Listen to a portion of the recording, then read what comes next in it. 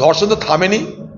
আরজিকর অনেক ধর্ষণের মধ্যে একটা উল্লেখযোগ্য ধর্ষণ এবং খুন, যেটা শুধু রাজ্যের নয় দেশের এবং বিশ্বের নজর কেড়েছে। একটা সময় বিশ্বের নজর কাটতে পেরেছিলাম আমরা আমাদের দেশের জ্ঞানী গুণী ব্যক্তিদের প্রতিভার দ্বারা, তাদের বিজ্ঞতার দ্বারা, তাদের জ্ঞানের দ্বারা। আজ আমরা বিশ্বের নজর কাটছি, দেশের নজর কাটছি এই রাজ্যের অপরাধের তালিকার দ্বারা, অপরাধের নৃশংসতার দ্বারা, অপরাধের নিষ্ঠুরতার দ্বারা। দুর্ভাগ্য আমাদের। তাই আজ এই সমস্ত ঘটনার আমরা সাক্ষী হচ্ছি। আমাদের জেলায় নওদায়, এর আগে আমি বলেছি, এক মহিলা ধর্ষিতা হয়েছে সেখানকার তৃণমূলের নেতার দ্বারা। বোলপুর এক মহিলা ধর্ষিতা হয়েছে হাত পা বেঁধে তৃণমূলের নেতার দ্বারা। বর্ধমান আজকে নায়িকার গাড়িতে হামলা। পশ্চিমবঙ্গে যতদিন তৃণমূল সরকার এবং তার মদতপ্রাপ্ত তৃণমূলের বাহিনী থাকবে ততদিন এই ধরনের অত্যাচার, সন্ত্রাস, নারী ধর্ষণ, নারী খুনের ঘটনা ঘটতে থাকবে।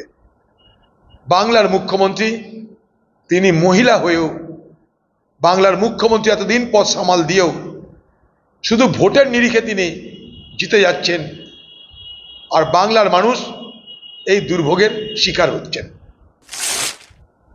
ভালো তো, আমার তো মতে অভিযান হওয়া উচিত। ছাত্র সমাজের অধিকার আছে অভিযান করার। যদি না শোনে তৃণমূল সরকার, নবান্ন কেন, সব জায়গায় যেতে পারে। ছাত্র সমাজের অধিকার আছে। আজ পর্যন্ত বাংলার মুখ্যমন্ত্রীর একবারও মনে হলো না তাদের সঙ্গে আলোচনায় বসা দরকার। এইভাবে তিনি বাংলার শিক্ষক সমাজকে অপমান করেছেন, যাদের চাকরি কেড়ে নিয়ে তাদেরকে পথে বসিয়েছেন।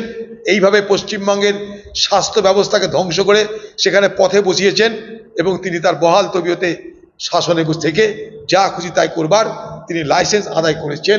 এর প্রতিবাদ হতেই হবে, সে পথ যাই হোক না কেন। তৃণমূল দলে আমি বারবার বলেছি, তৃণমূল দলের সবাই তো আর পার্থ চ্যাটার্জি বা কেষ্টা হয়ে যায়নি, বা রেশন মন্ত্রী হয়ে যায়নি। তৃণমূল দলে অনেক সেনার এলিমেন্ট আছে, অনেক ভালো লোক আছে, অনেকে মানুষের জন্য তাদের পাশে থেকে কাজ করবার ইচ্ছা নিয়ে রাজনীতি করছে। তাই সেই অংশটার মধ্যে যারা আজও মানবিকতা পোষণ করে, যারা আজও তৃণমূল নেত্রী মমতা ব্যানার্জির অত্যাচার, সন্ত্রাস, জুলুমের প্রতি সমবেদনা না জানিয়ে তাকে সতর্ক করার চেষ্টা করে বা প্রতিবাদ করার চেষ্টা করে, সেই সংখ্যাটা তৃণমূল দলে আজও আছে। তাই এই ধরনের ঘটনা দেখতে পাচ্ছি। তবে আমার মনে হয় যে সুকেন্দুবাবু যেটা বলেছে সেটা শুধু তার একার কথা নয়, এটা হিমশৈলের চূড়া মাত্র। তৃণমূল দলের বিভিন্ন প্রান্তে, তৃণমূল দলের বিভিন্ন অংশে নিশ্চয়ই ক্ষোভ তৈরি হচ্ছে, না হওয়ার কোনো কারণ নেই। এই কারণে যে আমরা after all at the end of the day, দিনের শেষে আমরা তো সবাই মানুষ। আমাদের ঘর আছে, আমাদের পরিবার আছে, আমাদের মা আছে, আমাদের বোন আছে, তাই আমাদের মধ্যে ভাবাবেগও আছে। দেখুন, যারা আন্দোলন করেছিল তাদের সিদ্ধান্তের উপরে নির্ভর করে, তবে যারা রুগী তাদের অসুবিধা তো হচ্ছেই, সেটা মাথায় রাখা দরকার। কিন্তু আন্দোলন করতে হবে সেটাও মাথায় রাখা দরকার, কারণ আন্দোলন করলেই এই সরকারের টনক নড়ে। 3, মমতা ব্যানার্জি চাইছে যে আন্দোলনকারীদের সঙ্গে সাধারণ মানুষের একটা দুশ্মনী হোক, শত্রুতা হোক। না হলে মমতা ব্যানার্জি নিজে আন্দোলনকারীদের সঙ্গে আলোচনায় আহ্বান জানিয়ে ডেকে কথা বলে তাদেরকে কাজে ফেরানোর দাবি করতে, অনুরোধ করতে পারতেন। সেটা না করার মধ্যে দিয়ে তিনি তার যে সুপ্ত ইচ্ছা, তার যে আরেকটা ডেলিভারির ডিজাইন তিনি করছেন, সিনিস্টার ডিজাইন, এটা আরেকটা তিনি অকর্মণ্য করতে চাইছেন। সেটা হচ্ছে এই আন্দোলনকারী ভার্সেস পেশেন্ট, আন্দোলনকারী ভার্সেস প্রতিদিন হাসপাতালে পরিষেবা, এটার মধ্যে একটা সংঘর্ষ বাঁধাতে। দেখুন, এটা তো সকলেরই ধারণা। তাই ব্যাপারটা যে যারা তদন্তকারী তাদেরকে সিদ্ধান্তে আসতে হবে। আমরা তো তদন্ত করছি না, আমরা কেউ তদন্তকারীও নয়, সাধারণ মানুষ। কি তারা চাই যে অপরাধীকে তা জানতে আর এই অপরাধ কেন হলো তা জানতে এবং তার শাস্তি দেখতে, যে শাস্তিটা দৃষ্টান্তমূলক হবে। মমতা ব্যানার্জি প্রথমে বললেন রবিবারের মধ্যে সব ফয়সালা করে দেব। আমরা 12 ঘন্টার মধ্যে আসামি ধরে ফেলেছি, আরো 4-5 জন আছে, ধরে নেব। এখন মমতা ব্যানার্জি এবং তৃণমূল তাদের নির্যাতিতা মহিলা যাকে ধর্ষণ করা হলো বা খুন হলো তাদের জন্য মাথা ব্যথা নাই। তারা এখন সাধারণ মানুষের যে অভিযোগ এই সরকারের বিরুদ্ধে, সেই অভিযোগটাকে ঘুরিয়ে ফিরিয়ে লঘু করার জন্য সমস্ত বিষয়টা সিবিআইয়ের ঘাড়ে চাপিয়ে বলার চেষ্টা করছে যে এখন তো আমাদের কিছু করার নেই, সব সিবিআই দেখবে। মমতা ব্যানার্জিকে বলতে চাই, আপনার যদি মনে হয় সিবিআই পারছে না, আপনার যদি মনে হয় সিবিআই দ্বারা হবে না,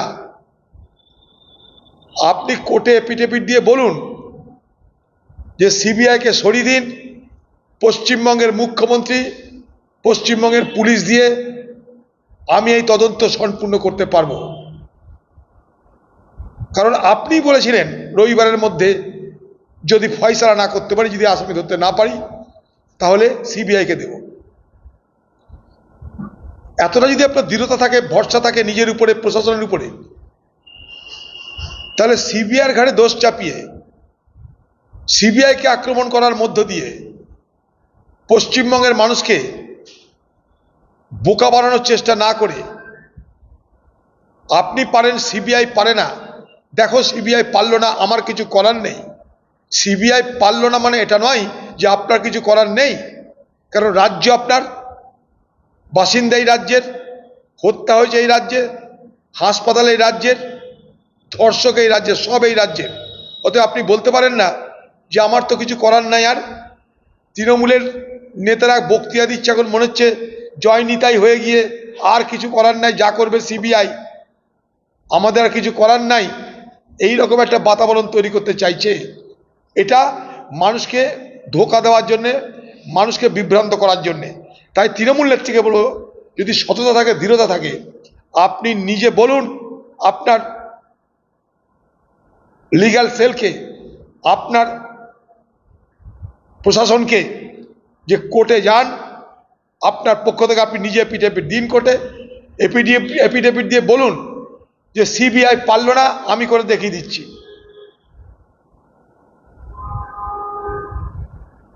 সিবিআইয়ের উপর মানুষের ভরসা কোনোদিন এখানে 100% ছিল না, আমাদের কাউরিরই নেই। কারণ প্রথম দিনে আমি বলেছিলাম, মনে করে দেখুন অন রেকর্ড, সারদা কাণ্ডের মতন দ্বিতীয়বার এটাও যেন ধামাচাপা না পড়ে যায়। শঙ্কাটা এই কারণেই ছিল, তদন্ত যাই হোক, তদন্তের ভিত্তি যদি শক্তপোক্ত না হয়, তদন্ত পরিপূর্ণতা লাভ করা মুশকিল। আপনারা বাড়ি বানাচ্ছেন, সেই বাড়ির ভিত যদি শক্তপোক্ত না হয়, আপনি 5 তলা বাড়ি বানালে সেই বাড়িটা কিন্তু শক্তপোক্ত হবে না, তার পড়ে যাওয়ার সম্ভাবনা থাকবে। সেই ফাউন্ডেশন অর্থাৎ ভিত, সেটা যে প্রাথমিক তদন্ত, যেটা প্রশাসন এখানকার করেছে, যেটা পুলিশ এখানকার করেছে, আমার জানা নাই যে তদন্ত কোথায় শেষ হবে। তবে এর আগেও আমি বলেছি যে সিবিআইয়ের হাতে ম্যাজিক বুলেট নেই, যে সিবিআই এলো আর সব সমস্যার সমাধান হয়ে গেল। এটা যদি আমরা ভেবে নিই তাহলে ভুল হবে। এটা আজকে না, অনেক আগেই বলেছি। আরেকটা কথা বলেছিলাম আমি, যেদিনকে সিবিআই তদন্ত শুরু হলো, যে মমতা ব্যানার্জি এবার হাত ধুয়ে বলবে আমার আর কিছু করার নাই, সিবিআই দেখছে, অতএব আমার দায়িত্ব আর নাই। সেটাই তৃণমূলের পক্ষ থেকে কিন্তু সেই প্রক্রিয়া শুরু হয়ে গেছে। চোরকে বাঁচানোর চেষ্টাই তো করছে। আপনি এই চোরকে না, তৃণমূলের যে কটা চোর জেলে গেছে, তিহার থেকে আরম্ভ করে, কলকাতা থেকে আরম্ভ করে, বীরভূম থেকে আরম্ভ করে, আপনি দেখুন তৃণমূলের যতগুলো নেতা গেছে, সে রেশন মন্ত্রী হোক, সে শিক্ষামন্ত্রী হোক, সে মাফিয়া হোক, গরু পাচারকারী হোক, সকলের ক্ষেত্রে সেই সমস্ত অপরাধীদের বাঁচানোর জন্য সরকারি পয়সা খরচ করে এই তৃণমূল বারবার কোর্টে শরণাপন্ন হয়ে অপরাধীদের রক্ষা করতে চাইছে। তৃণমূলের এই সক্রিয়তা প্রমাণ করে যে এই অপরাধীরা তৃণমূলের প্রশ্রয়ে মদতে সহযোগিতায় অপরাধ করেছে। তা যদি না হয় তাহলে তাদের জন্য বারবার মমতা ব্যানার্জি এবং তার সরকার এত মাথা ব্যথা করছে কেন, এত সক্রিয়তা দেখাচ্ছে কেন? আজকে আক্তার আলীর মতন ব্যক্তিত্ব, আমি তো বলবো আজকের সমাজে একজন আদর্শ ব্যক্তির নাম আক্তার আলী। আমি তাকে ধন্যবাদ জানাই, তাকে স্যালুট জানাই যে এত প্রতিবন্ধকতার মধ্যেও সরকারি চাকরিজীবী হয়েও তিনি তার লড়াইটা চালিয়েছিলেন। তাই আরজিকর কাণ্ডের নতুন কালো দিক, নতুন কলঙ্কিত অধ্যায় বাংলার মানুষের চোখের সামনে এলো। অথচ আপনি বারবার এই সরকারকে বলেছেন, সরকারকে সতর্ক করতে গিয়ে আপনাকে শাস্তি পেতে হয়েছে, আপনাকে ট্রান্সফার হতে হয়েছে, কিন্তু আপনি দমে যাননি। এই যে অনমনীয় মনোভাব, অর্থাৎ আজকের দিনে আক্তার আলী এই বাংলায় দুর্নীতির বিরুদ্ধে, স্বজন পোষণের বিরুদ্ধে, পশ্চিমবঙ্গ সরকার এবং দুর্নীতিগ্রস্ত অফিসারদের বিরুদ্ধে তিনি এক ধর্মযুদ্ধে, একটা ক্রুসেড করতে পেরেছেন। তাই তার মতো ব্যক্তিত্বকে উচিত নাগরিক সম্বর্ধনা দেওয়ার। আমরা চাইব যে আমাদের দলের পক্ষ থেকে আক্তার আলীকে যদি তিনি আসেন, আমরা নাগরিক সম্বর্ধনা দিতে চাই। তার মতন হুইসেল ব্লোয়ার, তার মতো দৃঢ়তা, তার মতন হিম্মত বাংলার প্রত্যেকটা মানুষকে দেখাতে হবে। সরকারি পদে থাকুন আর না থাকুন, দেখে শিখুন আক্তার আলীকে। দেখুন, গত পরশুদিন মনে হয় আফগানিস্তানের তালিবানরা তারা একটা অনুষ্ঠান করেছে তাদের স্বাধীনতার 3তম বছর। তো যে